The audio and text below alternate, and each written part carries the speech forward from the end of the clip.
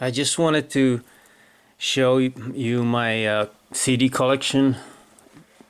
But most of these CDs I bought a long time ago. I still was buying CDs until about, I want to say like 2015. Because, or maybe even later on, but it's just like I don't even have, my laptop doesn't have the CD player, and neither do I have any CD player to play them with. So it would have to be just for collection and for the artwork. So, but back in the day, I used to have portable CD player. I would walk around with it, or even cassettes. But yeah, I couldn't find any. These CDs are all I was able to find. I had way more, but just like I don't know where all of them are. Some of them it gave away.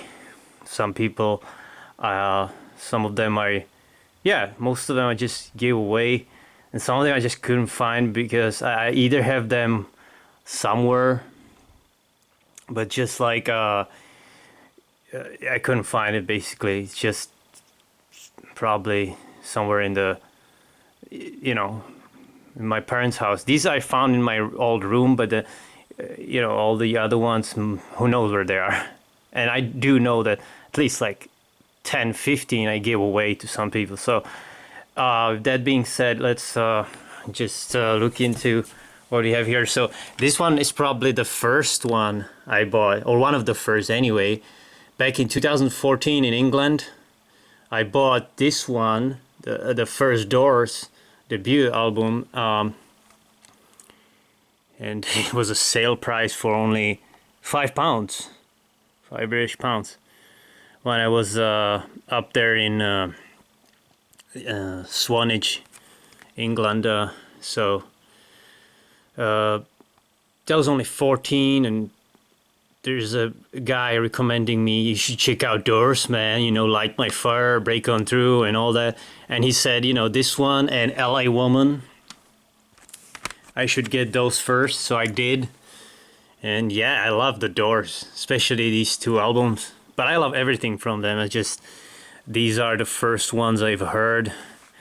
And my favorite's probably, this one is just perfect, right? You get Break On Through, Soul Kitchen, Crystal Ship. There's not a bad song on here. You know what I mean? Backdoor Man, that's a classic. Light My Fire, obviously, The End. And even all these other songs are good. It's a classic. LA Woman, it's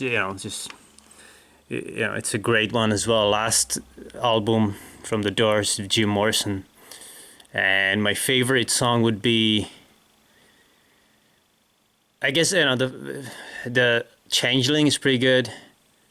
The title track is great. And I really love the Wasp, Texas Radio and Big Beat. I fucking love that.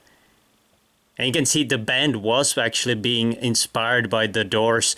You can see it in some Wasp songs and stuff like that. Riders on the Storm. It's a classic that some people still rip off to this day, like Snoop Dogg or whatever, right?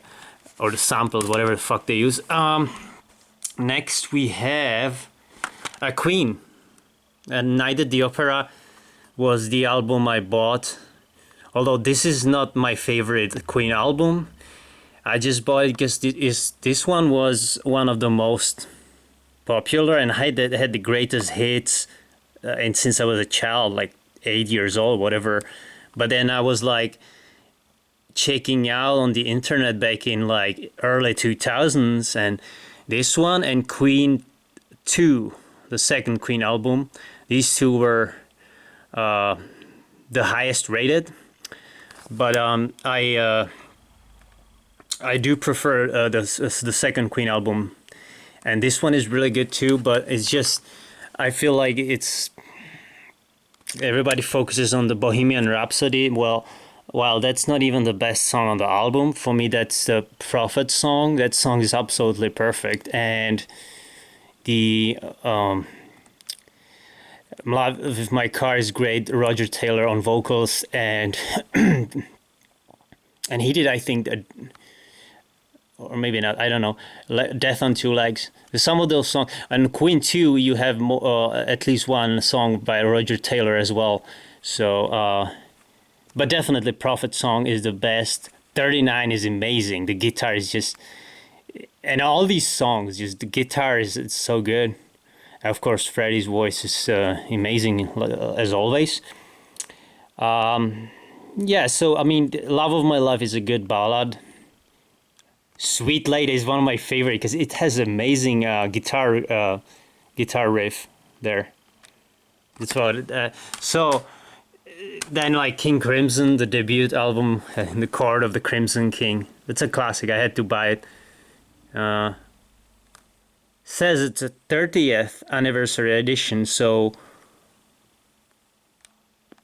well, I mean that's 1999. But I probably bought it like 2004, 5, something, because that's, you know, generally regarded as one of the best progressive rock albums. So bought it pretty early on, you know.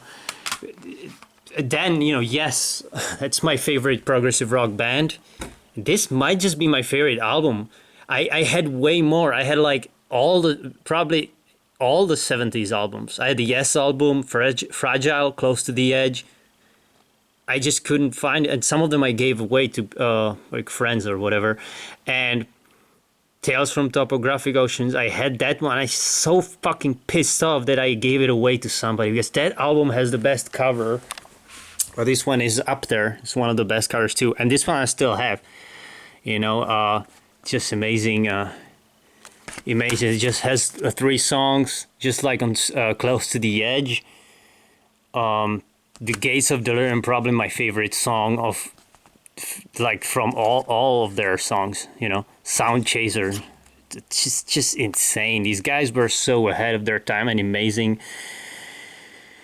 People usually say Close to the Edge, but for me, Relayer is probably even better. You know, then and we have Opeth, you know, Blackwater Park. You know, again, this is not my favorite album from them. However, it's fucking great. It's so good. And in fact, this might just like got me into the band. Just because like I was listening to Still Life. The album came out before this one. And I just felt like this one was not necessarily better, but it was like the most the Blackwater Park is just the most, like, it's easier to get into Opeth music with this album than with like the earlier stuff, I guess. But now I like more the early stuff, like the My Arms, Your Hers, Morning Rise, Orchid, the first 3 albums, and Still Life too. So then my favorite progressive metal band, probably, you know, even though it's tough to say because Shadow Gallery is up there too in progressive metal, but goddamn, Symphony X, and especially this is their best album by far for me.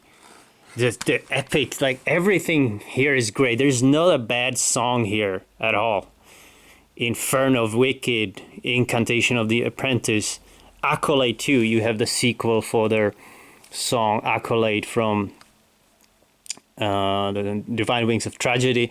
Then you have King of Terrors, absolute slays. And this is the heaviest album from Symphony X. You know, definitely up to that point. I guess you could argue that Paradise Lost was a bit heavier, but this one was definitely heavy. They went heavier than was the Mythology suite. Was the previous one that wasn't really that heavy, but it still has the symphonic elements and whatnot.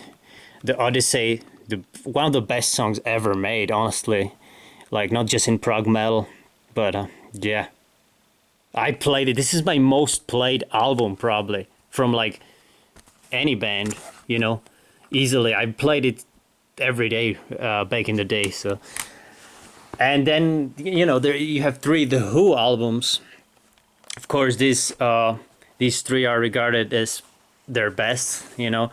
So not sure which one I got first, but I think probably Who's Next, because it's just that's the famous one, you know, with Baba O'Reilly, Won't Get Fooled Again. But and this has a lot of the bonus tracks are just as good as the regular tracks on the album.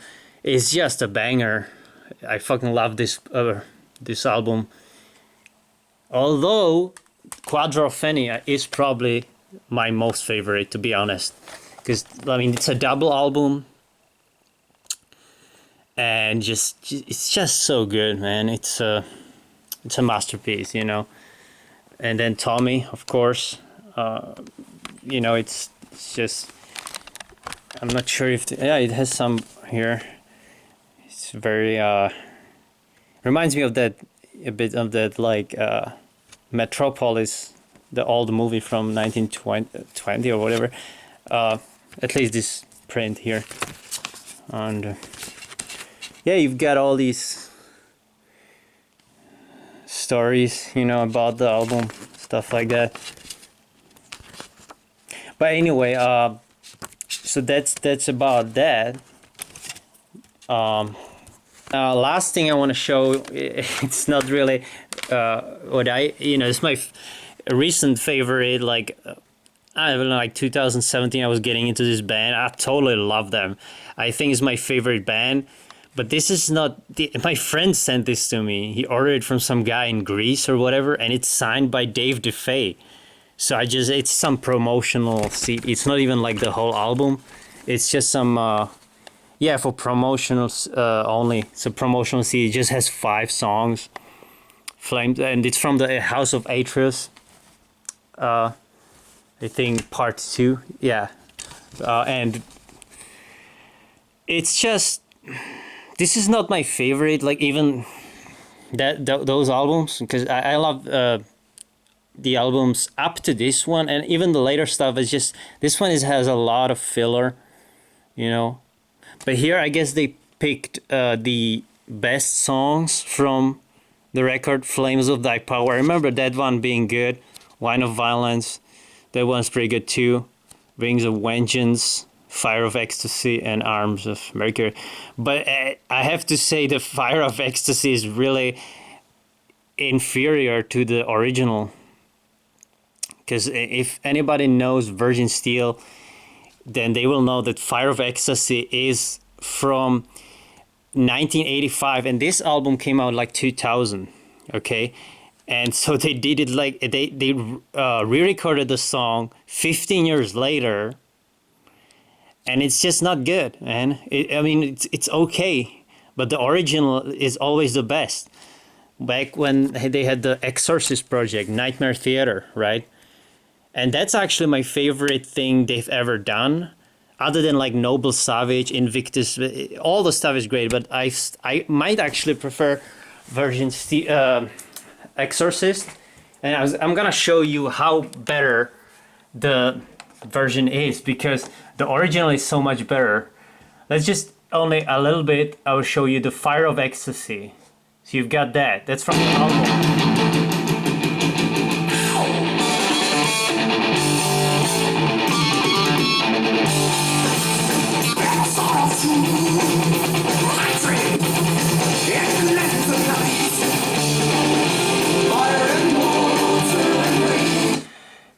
Yeah, see, I don't really mind this style, but at the same time, this is the original.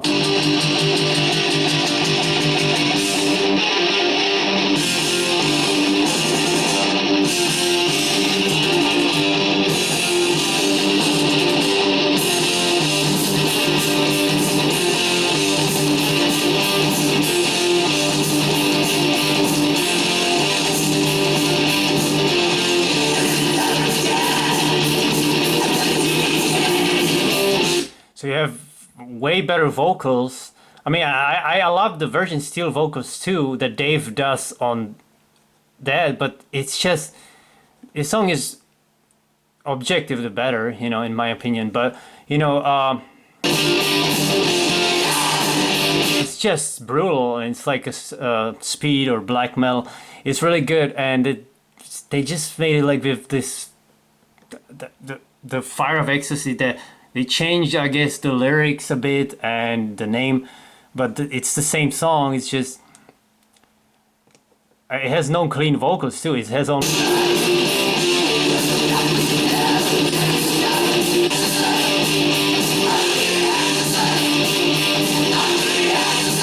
Even in the chorus, you can see, you know, it's the like growl vocals. So anyway, I just want to show you that and the CDs. So that's about it. So yeah.